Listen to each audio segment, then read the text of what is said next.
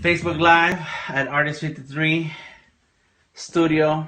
He's going to explain some tip that he's about to tell me about Adobe Illustrator. So go for it.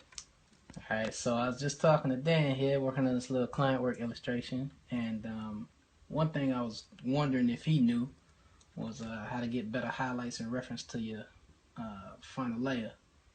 I like to end with highlights because, you know, I stack from light to dark. Right. So I work from there. So the highlights will be my final layer.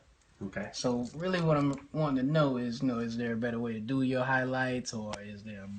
Well, let me see that shape. What are you about to do right So there? right now what I would do is, normally I would just take a color,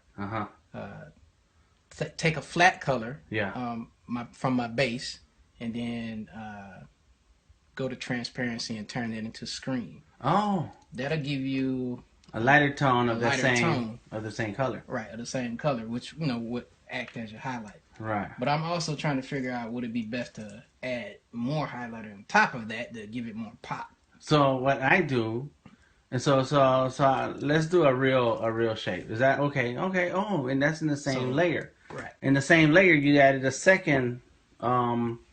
Second tone.